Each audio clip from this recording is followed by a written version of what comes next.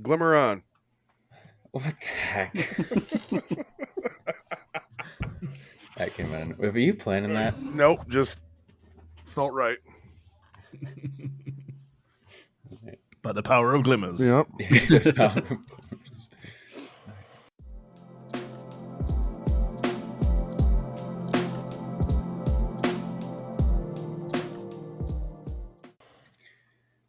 Hello, everyone, and welcome to episode 35 of the Glimmer Gang Podcast. We have a nice episode for you guys today. We have a special guest today with us, Jonti. My man, how are you doing today, sir? I'm very well, thank you. I was going to say how awesome it is to be here for episode 35 because that's how old I am, and then I remembered I'm 37. And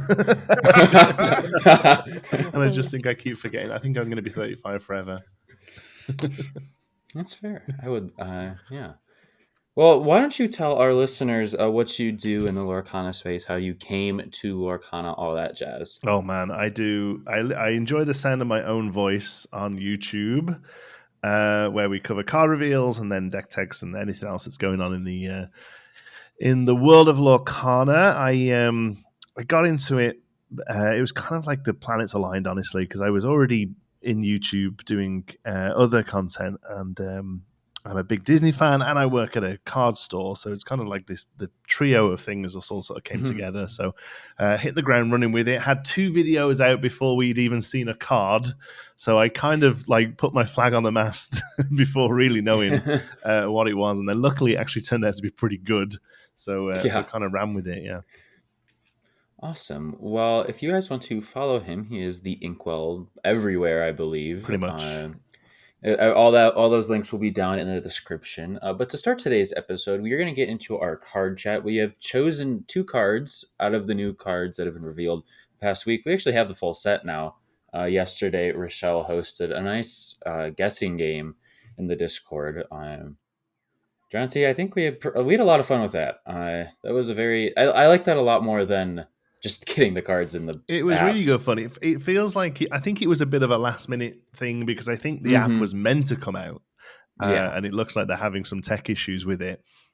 So instead, we kind of got to guess them that way, and yeah, it was good fun. Really, it weirdly felt much higher stakes than it was because like we were like we've got to guess these cards, but actually, if we didn't, they would just turn up on the app in a day or 2 anyway. Yeah, but it was good fun.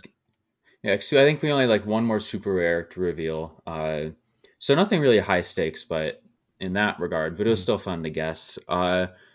And getting into the card chat, I think we have a few cards I think we only have 1 card here that actually was revealed yesterday. But Jonti, you have 2 nice actions to talk about that you chose. Yeah, I purposefully I didn't want to pick any of the huge build around bomb stuff because I know a lot of people are gonna pick that, and we're gonna talk about some in a moment. But for me, some of the more interesting reveals are always little improvements on decks I already have, or little improvements that maybe just push a deck archetype that isn't quite breaking up into the meta. These could be the little sort of just the little pieces, the jigsaw pieces that need to push them up there. So with that in mind, the first one I picked was the Bare Necessities. Yeah, Bare Necessities is a action song, 2-costed inkable in Amber. Chosen opponent reveals their hand and discards a non-character card of your choice.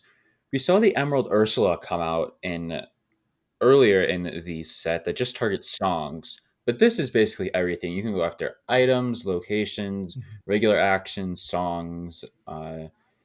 So Sean, I'll go to you first on this one. Thoughts on the Bare Necessities? I absolutely love this card. This very much feels like something you'd see in Magic the Gathering, the game that I've had the most time playing. And the fact that you can sing it, I mean, why not? Let's be able to look at our opponent's hand, get rid of something for free. Why not? I love it. Yeah, definitely an inclusion piece. Obviously, Steel Song probably wants this, but really any Amber deck wants this. Blake, thoughts on the Bare Necessities? Yeah, I just think it's interesting so far. We've gotten a card that discards songs with Ursula, and then actions with Bare Necessities. So I'm wondering one day if we'll get one. Since we've gone through all of set 3 now, we don't have one that discards a character by choice as of yet. So Yeah. looking forward to seeing that one day. But for bare necessities, it being a song is just really nice, especially paired with some cards we'll talk about later. Yeah, there's definitely a lot in this set that I think put, like you said, Jonti, that pushes forward some of these deck archetypes that haven't had footing yet, but are starting to see more rounding out in their deck lists. Any thought? And you have one more card that you wanted to talk about, but when you say like you have these cards that like fit right into your decks that you're playing, what kind of decks are you playing to where bare necessities and then your next card fits in? Sure. I mean, I haven't really got anything like built right now that Benefestis goes Mm-hmm. into, but for me, it definitely goes into obviously any Amber aggro-y deck. So whether that's like a really low to the ground weenie thing with like Amber Amethyst perhaps, or I think it even fits into something like a bodyguard build, or just anything in general. I think Amber Emerald might see an aggro build come out again because of that Ursula you just mentioned. Another amazing card. I think if you're playing Amber Emerald, they probably both go in the deck, honestly, because she comes down and then can sing this and just get that double hit out of it. I think for the most part, you probably are using this to get rid of a song. Honestly, I think you're still wanting to hit grab your swords with this for the most part, especially if you're in a low to the ground aggro deck. But the fact that this then lets you, if you miss the song or if they're just not running that kind of build, you can still hit something else. That's great. I don't think you're going to be casting this and really hoping to hit a Popsicle, but you'll take it if that's all they've got. Like it's the fact that it's not just song and that it's just non-character is really great. I think this just goes into so many different things. I think the most oppressive thing about the meta, everyone claims it's Ruby Amethyst. I actually think it's the really heavy board control cards of grab your swords to a lesser extent, but mostly be prepared. This card could say chosen opponent reveals their hand and discards be prepared, and it would still see play. Oh, easily. Absolutely. Yeah. Why don't you tell us about your second card, another low to the ground action? Yeah, this is a 2-cost in Inkable Emerald action song. Strike a good match, draw 2, choose and discard. I mean, this is just one of those ones that's not flashy. It's not a big 7-drop quester. It's just consistency and card draw in a color that struggles with it. It's almost unconditional card draw. It's about as unconditional as you're ever going to see in Emerald, I imagine. Pretty much all the other card draw in Emerald is wrapped around one of your own things dying. So the fact that this just nets you one and lets you do a bit of filtering as well. And there is a self-discard package, mostly in steel, but I think pairs quite well with Emerald. That's coming up. I don't think it's going to be quite there yet in set 3, but obviously that just helps with this as well, to give you the discard. But overall, draw 1 in Emerald is just pretty good. Yeah, definitely. Emerald, like you said, is always been ink that struggles with drawing unconditionally. And while this is not technically unconditional draw, you still are able to draw 2 and then like discard a card. Probably more of an uninkable because we all know the Emerald curse of uninkable. But Sean, obviously you are a big time Emerald player. Yes, I'm guessing you love this card. card. Oh, absolutely. Not only is it in Emerald, but it's Mulan, which is one of my favorite movies. It's a fan. It's a great song in the movie, in my opinion. And I know that this has a condition on it, but I think more often than not, that condition's not going to feel like a condition. You know what I mean? It's gonna you're gonna draw the 2 cards, and then like you just said with Emerald. In all the uninkables that you have, that dead card in your hand that you're not going to need or won't need now, just get rid of that and keep the 2 cards you drew. You know what I mean? Exactly. And I think one of the deck archetypes I personally am very interested in is Emerald Steel.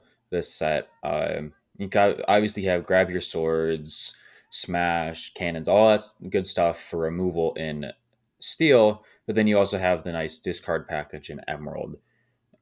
Blake, any final thoughts on Strike a Good Match?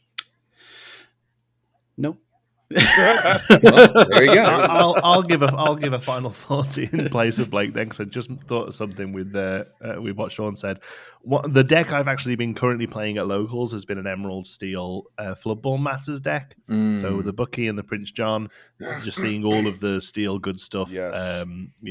Big Tinks and Tragic Heroes and all that sort of stuff.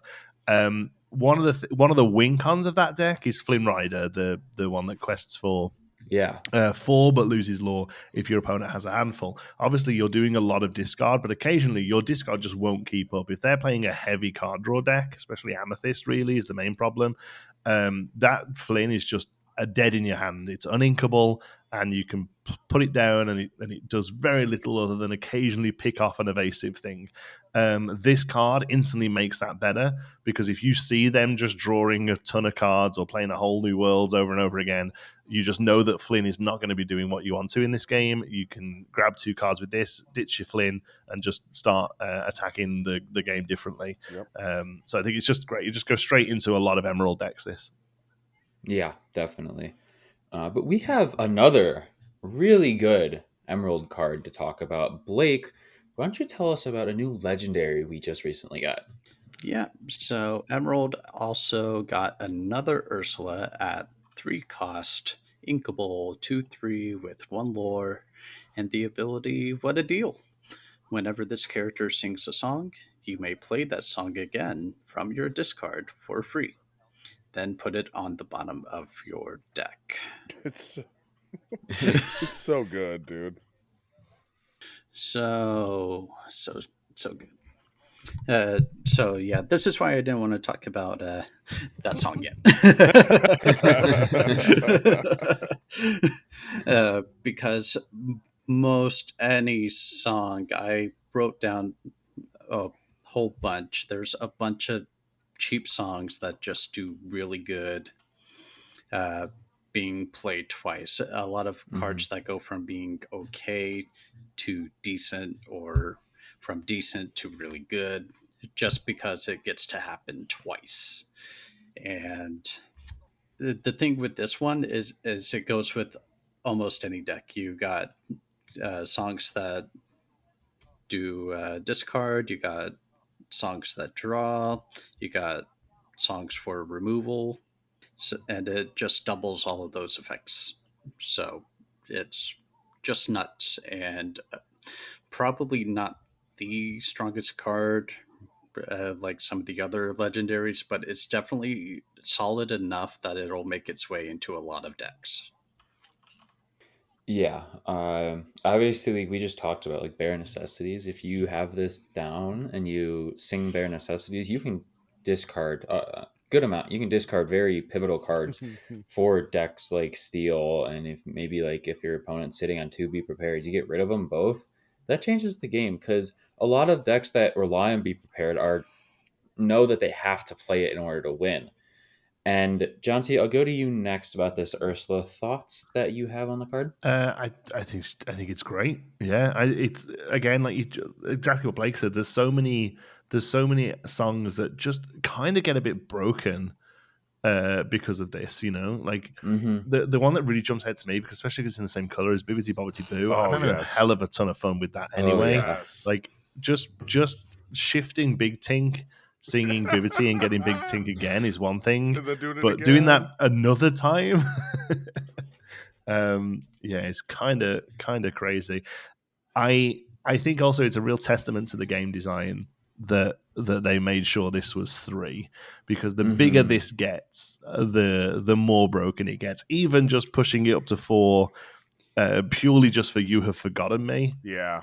You Have Forgotten Me becomes Empty Your Hand, basically. Yes. So yeah, it's. I think it's just a really nicely designed card. It's very thematic. It's great. I don't want to interrupt, but You Have Forgotten Me is not actually a song. Oh, there you go. No. Well, there you go. Then even less of a problem. I knew it was. I thought it was too at first. Yeah, it feels like it would be. It really does. It's more of a soliloquy. If we ever get soliloquy as a type in the game. That's funny.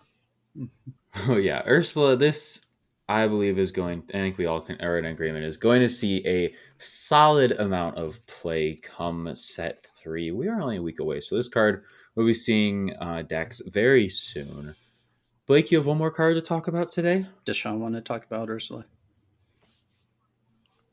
Sean, do you want to talk about Ursula? I feel like we covered her. That's why I just moved on. Do you have thoughts? Yeah, I'm just trying to see what other like what all we have in 3 cost as far as songs. Of the Not newest, just in her color. of the newest songs, the Boss is on a Roll is. Oh yeah. Ooh. God, Friends on the Other Side draw 4. Yeah. She's busted. Like she's as long as the 3 cost and lower songs, as long as we don't get one that's too strong, I don't see this getting too out of hand, but just adding value to the cantrip cards that we have, all sorts of different stuff. It's good stuff. I love it. Yeah, lots of value to be had with this Ursula. And the next card we have also can provide a good amount of value if you do play it right. Blake, why don't you take us through a new Amber Super Rare? Yes, this is the card I've been begging for since set 1. Chernabog, Evildoer, 10 cost, uninkable, 9/9 with 3 lore. 2 abilities here, first of which, the Power of Evil. For each character card in your discard, you pay 1 ink less to play this character. And then Summon the Spirits. When you play this character, shuffle all character cards from your discard into your deck. Wild. So, just immediately, I like that it checks itself. You can't play multiple in a turn for free. Yeah, for real. Yeah, I wonder if those second 3 lines were added in after some early testing. Like, wait a minute, guys. What do you mean? I'd just be prepared, and now you got 4 9/9s. Yeah. It's like Steve just dropped 3 Chernobyls in 1 turn. We can't let this keep happening. But no, I see a lot of different avenues to go about this. And just on its own, it's a nice like anti-mill strategy. Like, yeah, if mill decks become a thing, it's like this is what you play against it. But I just see like an aggro deck appreciating this, like having a big card. All of your aggro stuff keeps dying, but after a bit, you just get to play him down for relatively cheap. And then also, I thought about the steel self-discard stuff. So cards like Ransack that normally don't get a lot of play, you get to draw 2 cards and ditch a couple of characters just to slowly make Chernabog cheaper, and then all of a sudden, Chernabog. Yeah. And obviously, I think this really goes really well into like a very low to the ground deck with. I think this fits well with the Amber Amethyst with all the weenies you have there. Play all those down, and then if you be prepared, or if a lot of these die to any like the steel removal, pop down Chernabog, and they go right back into your deck. I do like this card. I think it's going to be really fun. Jonti, thoughts on Chernabog? I disagree a little. I think it might be a bit of a trap, this one, honestly. The one thing I do like about it is it fits into a lot of homes. Like you say, it can either be a comeback mechanic for the aggro deck that's been be prepared, or where I think it probably sees the best home is like Blake was saying, which is like a amber steel self mill kind of thing, or self discard, I guess, just where you get it out really quick, just filtering your hand looking for the answers, the way to get it out. I also wouldn't hate it like if I top deck this off on Mufasa. I think the thing is though is it's still just a vanilla, like all intents and purposes. You can get it out cheap. You can get stuff back into your deck, which currently isn't incredible, really. Like, obviously, if we ever start seeing tutors in the game, ways to go through your deck and find stuff, anything like this that puts stuff from the discard back into the deck becomes instantly more appealing. Yeah. But at the end of the day, this comes down cheaply on turn 7 after a Be Prepared. It's still just a vanilla that quests for 3. Yes, it's big, but it still dies to any kind of targeted removal. How many times have you had a Be Prepared played? You put one thing down and they've got the Tremaine in their hand, right? Like this. If this had just had one more keyword, I really would have been crazy about it. But as it stands, I think it can come down cheap. You can get it out early, or you can get it out in response to your board getting crushed. But it's I don't know. There's a lot of vanillas that quest for 3 that you could just play down after a Be Prepared without having to put any of the work into it that this needs. That's very true. Sorry. I'm almost curious. No, you valid are opinion. Absolutely valid.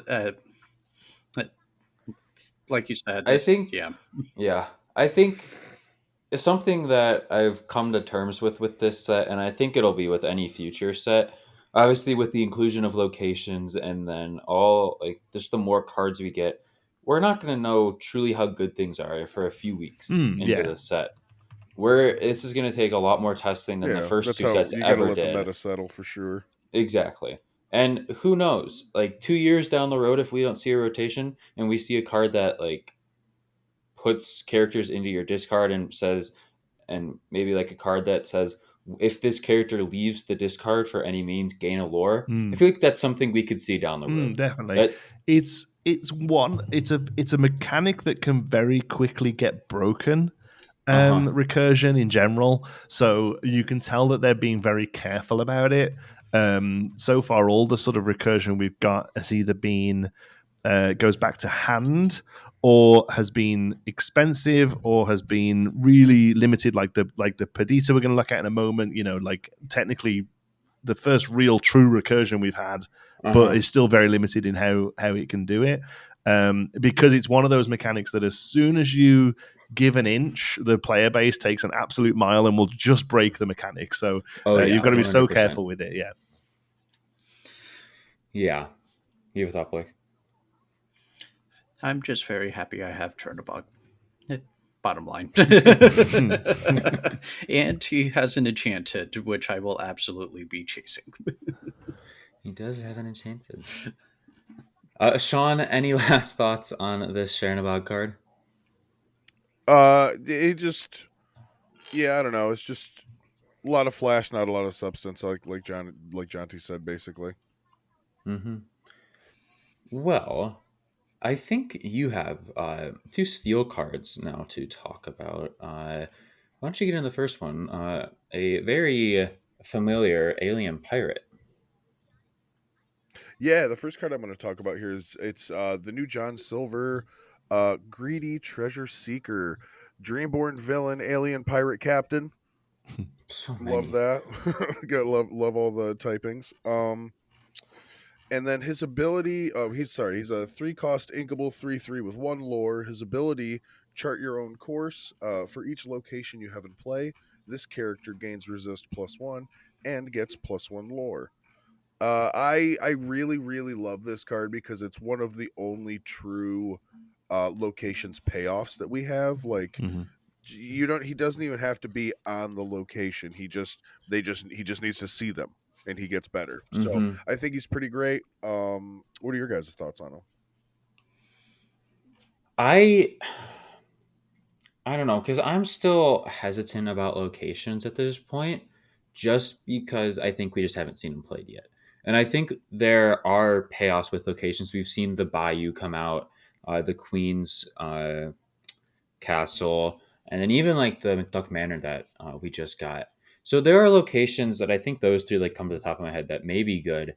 But I think, in my opinion, I just need to see truly how good locations are. And if this even has a space in a deck like that, I think it is tailored to a deck that specifically is going to run a solid amount of locations.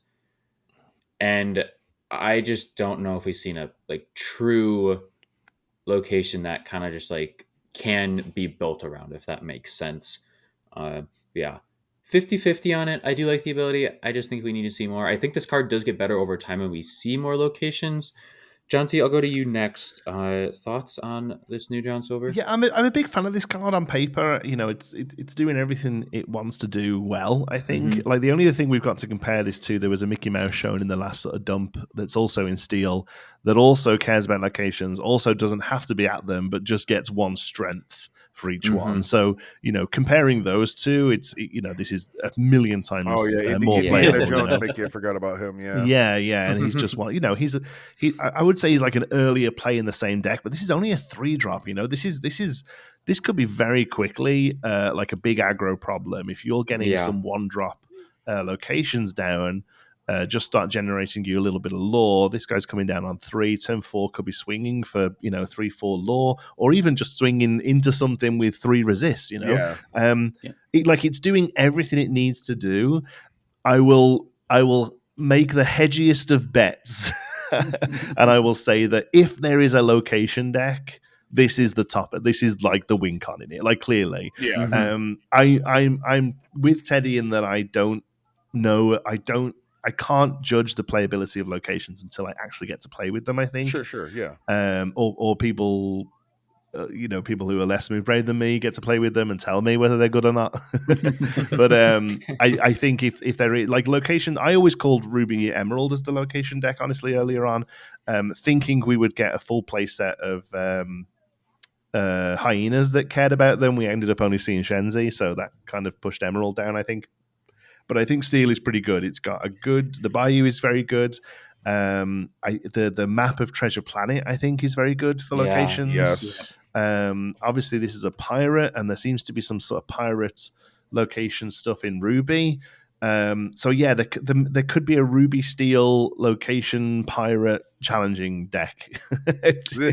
Maybe it doesn't quite know what its identity is, but this is definitely in there.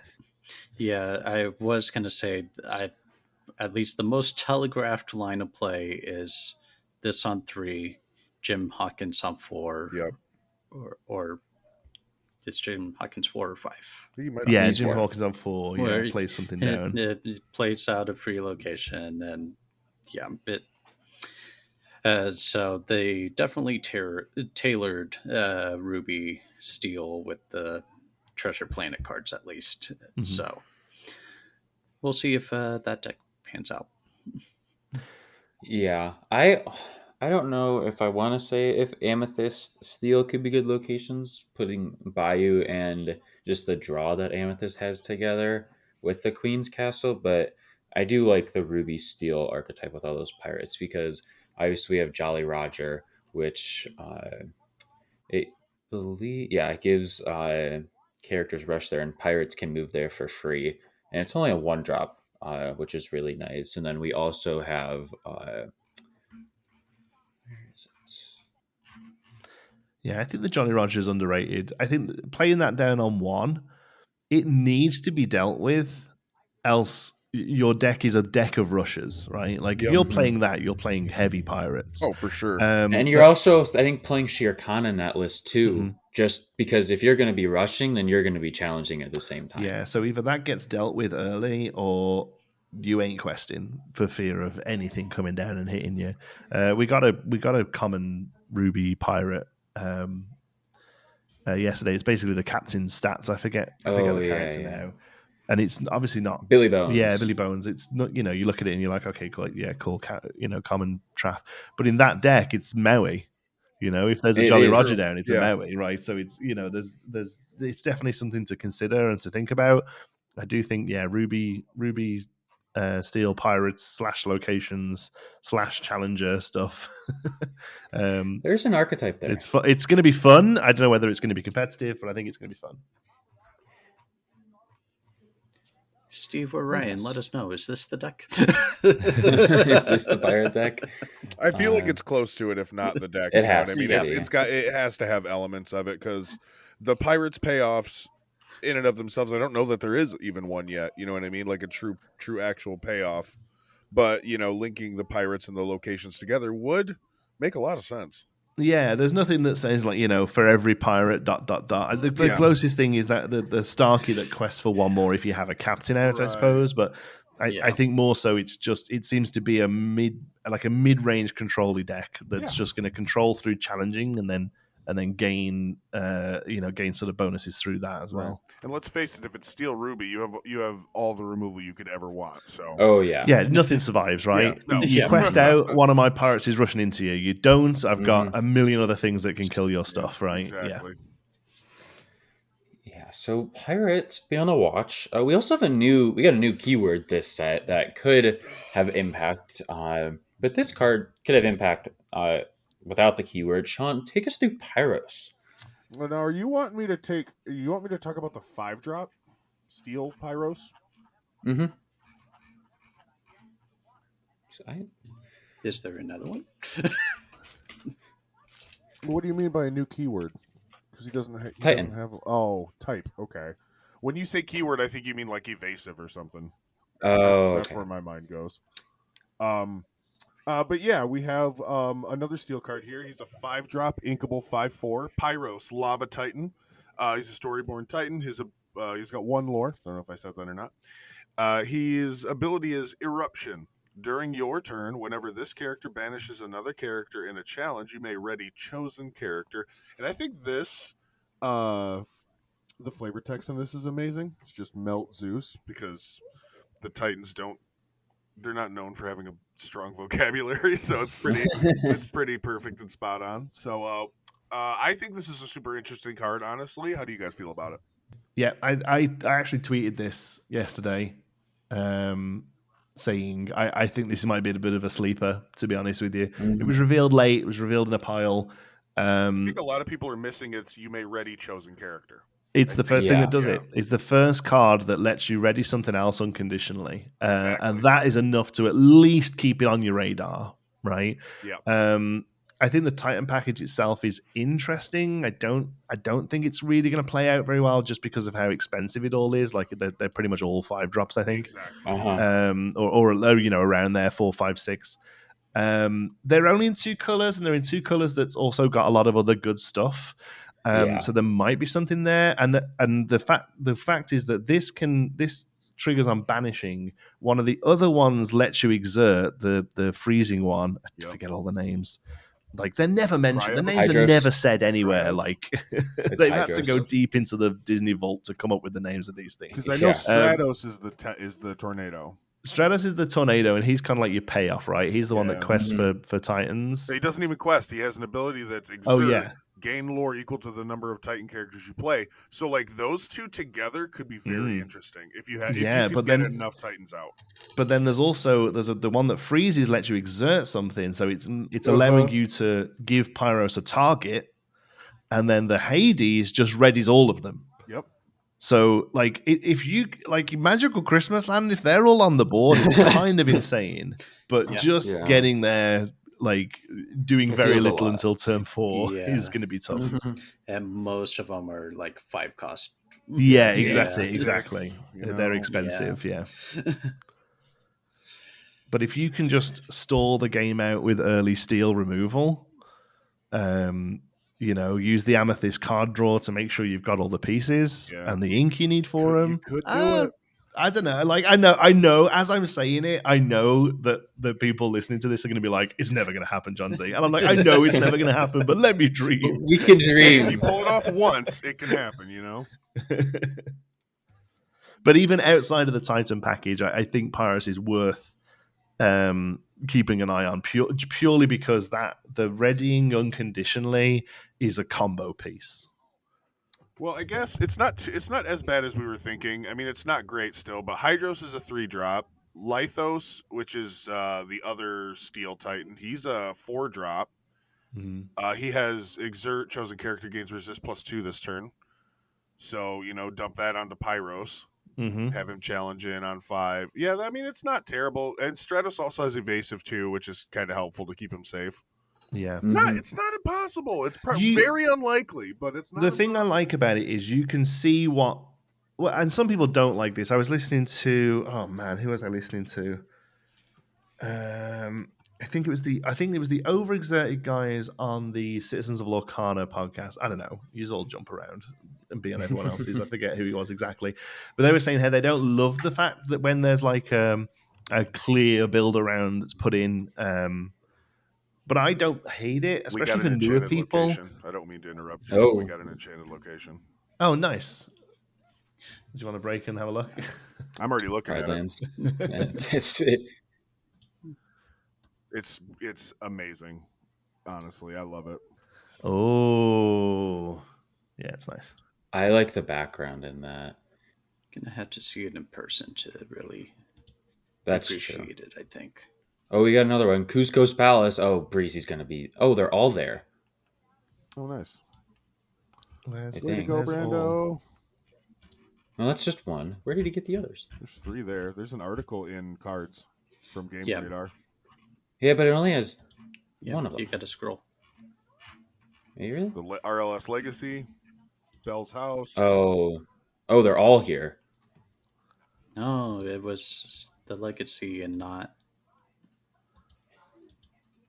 Well, 2 of them. I think it's really cool that we got 2 locations that are pirate ships. Mm-hmm. I think that's pretty awesome, honestly. Yeah. Ooh, I wonder if I can't. Something Rochelle said, she was like, look, this is a location that's a vehicle. We got an item location or enchanted. Wow. Item. And then, oh my That's gosh. sick. That's holy cow. Yeah, that's beautiful. That's nice. That's so weird that they just didn't do a cycle of locations, though. Because the 6 would have just looked really good altogether, you know? It would have. Agreed. Yeah. I love the direction they took with the art style for all of these. Yeah. I really love it. Now back to our regularly scheduled programming. That's it. Okay. All right. So the next card we're going to talk about are 2 I chose. Jafar is probably the best card in the set at this point. I think it's up there. It is a striking illusionist, floodborn villain, sorcerer, 7-costed, inkable, 4 strength, 5 willpower, shift 5, evasive, and power beyond measure. During your turn, when this character is exerted, whenever you draw a card, gain 1 lore, and has 1 lore on its body. This, we know how great Amethyst Draw is, and the amount of different things you can do. Obviously, even like Amethyst Steel, I think, is where this card shines. You have a whole new world. You have all of the Amethyst Draw, and still Steel has a good amount of draw outside of a whole new world. This is going to be, I think, the sad beast of this set. Jonti, thoughts on Jafar? I mean, trash card, honestly. Overrated. Dead game, unfortunately, I think, because of this one. Like, I just love how, like, just evasive in the middle of it as well. Like, just because, why not? Like, it's just, like, it needs evasive to make this any playable. This card is insane. This is easily going to be, I mean, you know, so here's the thing. You go back 3 months ago, and we're all looking at set 2 reveals, and they show Bell Hidden Archer, and we all go insane about it. So I always have to remember that until we actually get cards down on the table, we don't know. But I would be amazed if this doesn't put Amethyst Steel at the top of the meta, honestly. It's already seeing some play, but at the minute, Steel is just poor man's Ruby in that deck, whereas this just tips it over the edge, I think. Steel's already doing a lot of what Ruby wants to do anyway, but I think this just, the Jafar and Whole New World, just those 2 cards are enough to build the deck around. Yeah, it's gross. This is gonna be $100 in Canada. This card, it's gross. Yeah, it is. You said the Steel Beast of the set. I think it's going to exceed that. Honestly, because I mean, this when we get more draw, it just gets better. Like, there's no way this card is never not good, unless a heavy discard. I mean, you're still drawing, so I don't. This really is know, the honestly. card that gets Whole New World banned. It really is. Pretty This is what breaks the wheel, you know? Yeah, it breaks the wheel. That's it. Like, it's a meme, but it breaks the wheel. I recorded a podcast with Earlmeister the other day, And it won't be coming out for a few weeks. So the whole point of the podcast was like, let's say how we feel about cards now, and then let's see the audience tell us how wrong we are. Like once the set comes out in a few weeks. Mm-hmm. And one of his little things he does is you have to come up with a card in every color that you would ban. That's that's one of his little sort of segments. And I really struggle with that because I don't think anything needs banning, and I don't think banning cards is necessarily a healthy thing for a game. I think a rotating meta is much more preferable. But that you play the game and you have to come up with one. And my steel card was A Whole New World, and I said, Whole New World doesn't need banning now, but one day they will print something that breaks it. And the next day this card got revealed. I was like, I told you. And this maybe isn't enough on its own, but that's what breaks wheels. The wheels themselves aren't broken, but a game will print a card or two that makes it that way. And I thought we would go more than 6 months before they did it. Yeah, honestly. Sean, thoughts on Jafar? I think we all have pretty much the same opinion, but do you have any specific thoughts? Yeah, other than what everybody's already said, I do think that this card it's a meta warping card for sure. Like I feel like everybody, you're going to be playing this, or you're going to be playing whatever best deals with this, if anything. Mm-hmm. So I'm curious to see. I know there's been a lot of whispers about heavy hand control trying to take care of this. I don't know that even can do anything unless you can get your opponent to the point where where you're just getting those Jafars out of their hand before they can do anything with them. Mm-hmm. Beyond that, I don't know, because he hits the board, and you got to do something about him. There's no way around it. Yeah, you have cards like Tremaine and Dragonfire. Dragonfire's card, I do think we'll see a return to play. I think we're going to see a lot more. Yeah. I think we're going to see a big return for single target removal, honestly. And I think the answer to this is you kill the shift target. Mm-hmm. That's you don't the let this get on the board. You want any little Jafar just has such a big target on its head because of this. I think. Yeah, that's where this slows down. Is if it does not get to shift, and you have to hard play it, it slows it down a ton. Mm-hmm.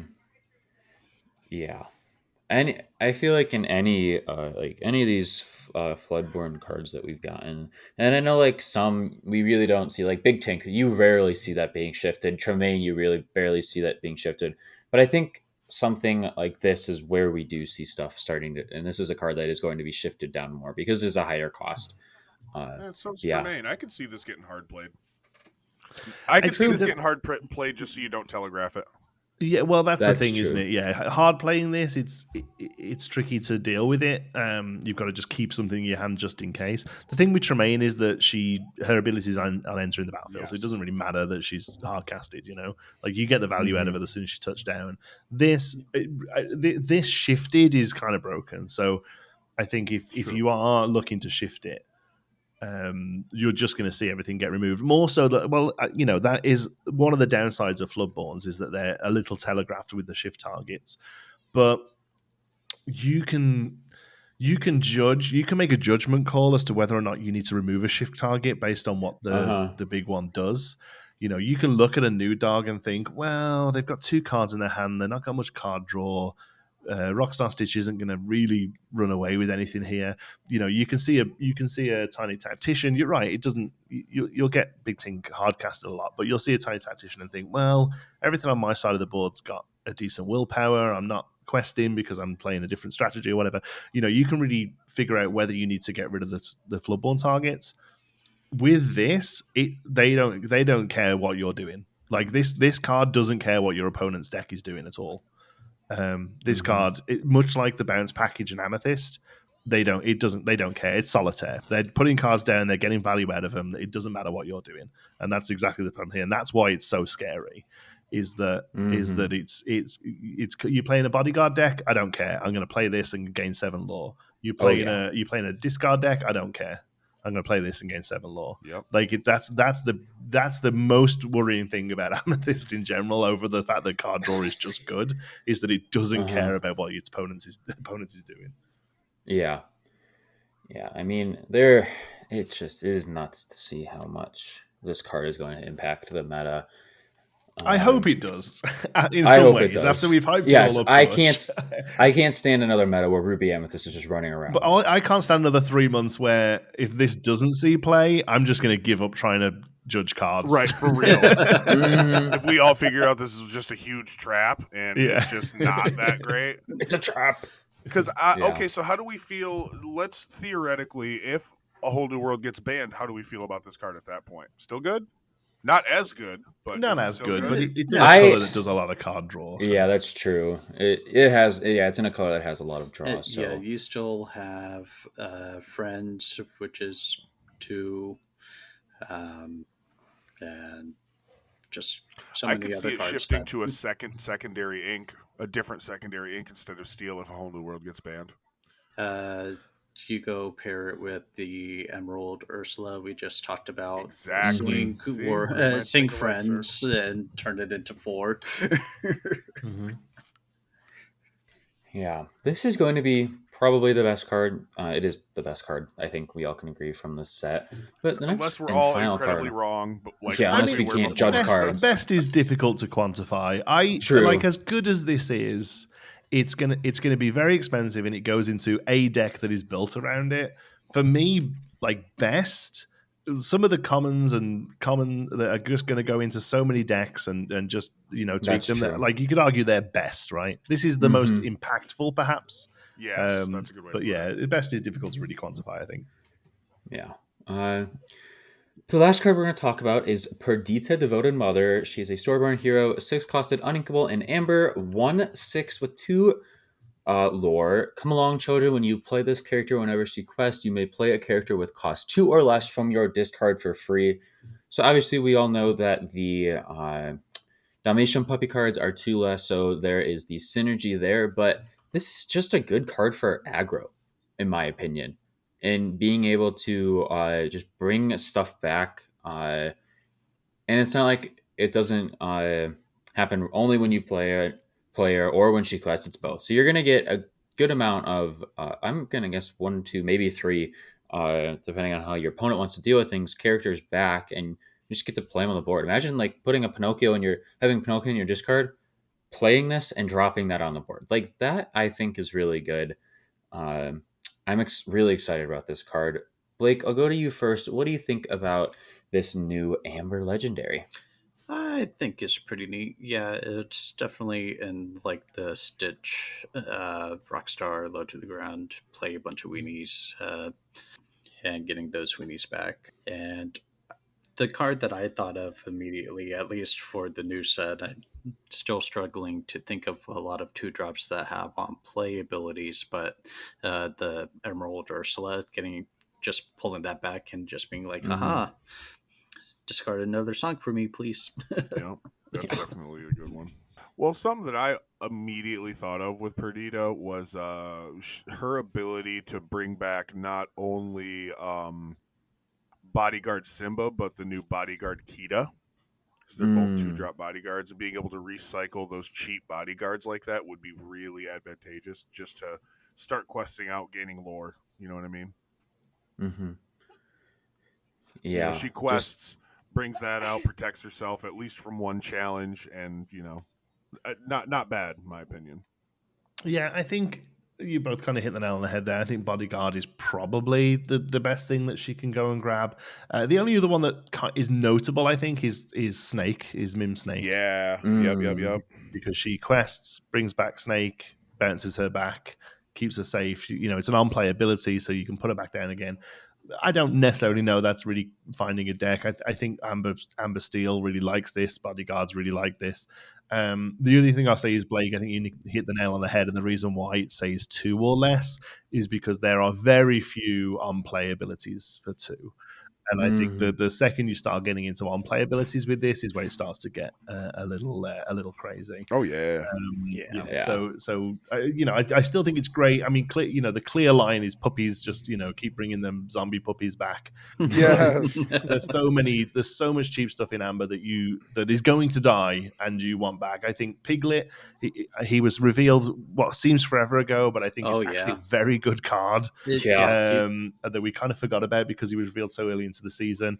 The 1-drop Pluto, Cinderella Singer. Yeah. There's so much good stuff, even just in Amber, that is going to die and you can bring back. So yeah, I think this is very playable. Yeah, I'll bring that up real quick for those who may have forgotten, because this is the first batch of cards we got. We had the Piglet, the Minnie Mouse, and the Peter Pan. There's like the 3 marketing characters, but it's Piglet. It is a 2 cost, so obviously you can get it back. But it says, "And I'm the captain. While you have 2 or more other characters in play, this character gets +2 lore." It's pretty great. It fits right into that aggro. Go wide, flood the board with as many characters archetypes. So yeah, definitely a lot to like about all these cards we talked about today. All right, so that was the card chat. We hope you all enjoyed a little breakdown of those 8 cards. But the next topic we are going to get into is getting people reinterested / interested in Lorcana with set 3 coming out. And the biggest thing here is more the interested part, because we are now at a game where it is sort of getting fully fleshed out. We have locations obviously being introduced, and that was a missing piece from the first 2 sets. But all of you guys have like a little area that you're expertise in. Jonti, obviously you work at a store. Sean, you are a competitive player. And Blake, you work with the story of Lorcana a lot. So Jonti, I'll start with you. Coming from a store's perspective, TO perspective, how would you go about getting people reinterested / interested in Lorcana with Inklands coming out? It's a great question, and I think you're right in that this is the first set where we've even had the possibility of starting to sort of widen the net regarding players. The first 2 sets have sold incredibly well. They've sold out pretty much everywhere. But I still feel that we're in this early adoption bubble. I still think most people who are invested in the game, especially everyone who's listening to this, I'm sure, are probably already TCG players, or at least interested in the concept of a TCG. I still don't think we've hit anywhere near the sort of numbers that Ravensburg wants to really be doing. I mentioned it a few times on different shows, but I think it really sums up how I feel about all of this. One of the girls from Live Laugh Lorcana was on a Disney cruise, like a Disney ship, and had some Lorcana decks with her, and every single staff member said, "What is that?" And I think that just tells you how still tiny this game is compared to where it wants to be and probably should be, So I think you're right in that set 3 is where we're first going to start to be able to bring other people in, because product availability is a little better, and I feel like the sort of scalping issues of set 1 has calmed down a lot now as well, which is typical for a TCG. So, yeah, I'm excited to get new people into it. As far as what we're doing specifically, we run starter deck tournaments for each set, which we have done first and second. And for first set and second set, it was mostly so that we can spread the decks out to everybody and make sure that the people who are playing, because, we're a store, we have a game space, we want to get the people who are invested in the game through the doors first of all. I understand that there's probably a large population of fans of Lorcana who are collectors, and they are as important to the health of the game. But me personally, I'm the manager of a game store. I need people playing the game for me to be bringing it in. So we first and foremost made sure that starter decks went to players. With set 3, I'm actually able to say to our regulars, and my regulars have said this to me as well, I'm probably going to leave the starter deck tournament this time. I'd rather it go to somebody who's more interested. I'm going to open a box or 2. I'll get everything I need at the start, that I would get in the starters. And we'll probably look at running a draft or 2 for the more established and competitive players. So for me this time, the big push is to get starter decks into new players' hands. We've got posters up in the store. We do Facebook posts. We have a big Discord that we're pushing out people to. So for the most part, really, that's the big sort of way to really push for us is starter deck tournaments. We're doing a kids only starter deck tournament again. That went really well for set 2. So for us, that's the big key factor. And just product availability is going to help as well. Just actually having stuff sat on shelves is a huge factor in it, and the fact that LGS stores are going to have stuff available and on shelves this time, which means the entrenched players can get their stuff from us, which means what's not going to happen, I hope, or at least is less likely to happen, is that 2 weeks later all of my league players, all of my regular players are all lined up outside Toys R Us to get hold of stuff. I'm hoping that we can satiate them so that Toys R Us product goes to the people it should be going to, which is kids and moms and grandmas looking for birthday presents and stuff, right? And that's hopefully the availability of product at local game store level helps the product in big box stores go to that wider outreach market. Yeah. So I'll pose you this question before we move on to Sean and comp play.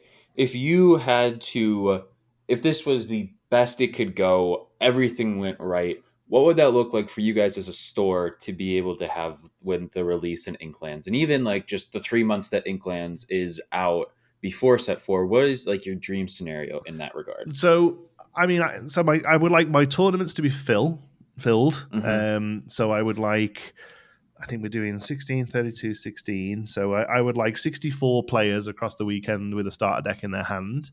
I would like those 64 people then to come out every Saturday and carry on playing. We get about 40, so that's pretty great. I would like my shelf to have booster packs of set 3 and set 2 on the shelf for anyone to come in and buy whenever they like.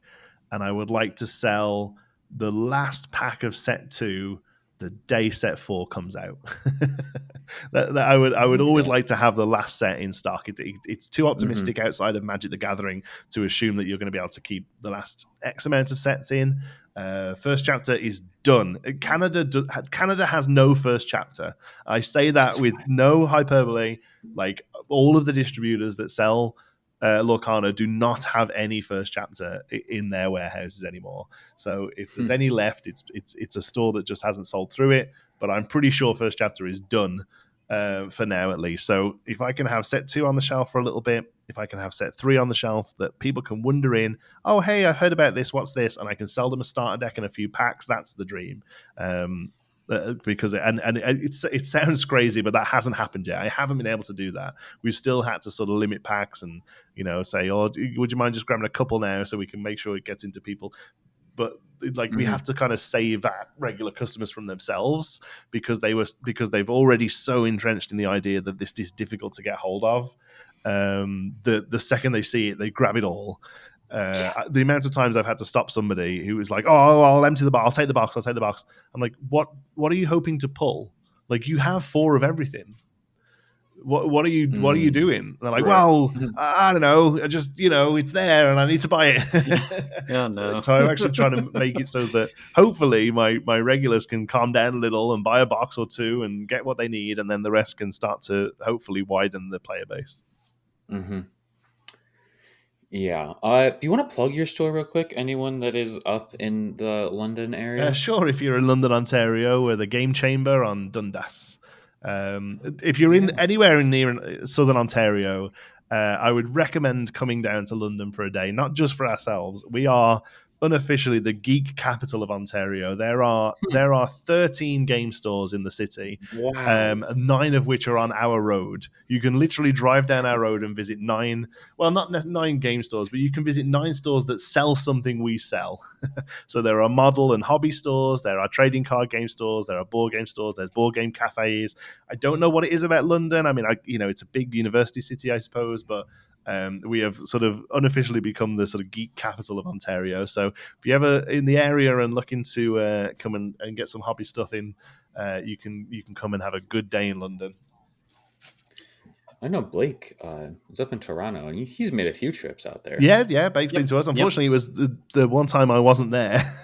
Yeah, you were on vacation. Yeah.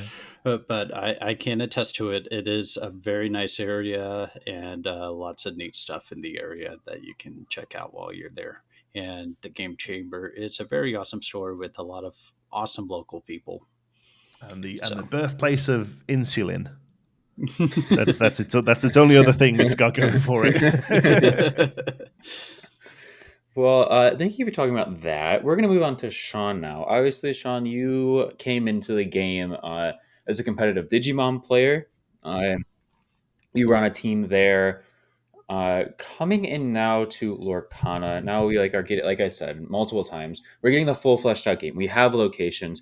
What would you say to players, to fans, to get people reinterested in the game, coming from a competitive aspect? Because not everyone is playing competitively. There are people who are playing casually, people who are playing with their families. But from a competitive player's aspect, what would you say to the everyday person to get them interested into Lorcana? Well, first of all, I would say that this game is just incredibly fun. It's. I know that in the beginning we were all talking about how it's a Disney TCG, so even if it's not great, it's still going to be okay. But come to find out, the mechanics in this game are incredibly solid. It's such a fun game to play. And I feel like Disney, it being backed by Disney, is almost icing on the cake for us as TCG players. I will also say the most exciting stuff for us competitive players is yet to come. We have um, the competitive circuit opening up this year, Mm-hmm. and I am incredibly excited for that. I think that in and of itself could bring a lot of the really established TCG players into the fold once they see that there is a competitive circuit and there Mm-hmm. are some high stakes to play at. I think that also translates into more people just playing the game because you got to practice, especially for the competitive level of play. So I'm excited for the future. I don't know when we're going to get specifics on all of that, but it shouldn't be too much longer. I would imagine we're already halfway through February, so I would imagine it'll Yeah. be any time now. Yeah. If for those listening who didn't know, this month is going to be the announcement of all of the in-store championships. There is a fabulous Stitch Enchanted promo that you have the chance to win that the wonderful Nicholas Cole illustrated. And then sometime in March is going to be like the full calendar, I believe, of uh, OP play. We did a whole podcast. It was a few podcasts ago about all of this. It was kind of an announcement of an announcement, but I think we've gotten used to those at this point. And we're gonna announce But it again. um, but for our last little topic, same thing. Blake, you are the story master of Lorcana. Guys, if you haven't, Warlock Loverum on YouTube, go watch. He does amazing things behind the lore of Lorcana.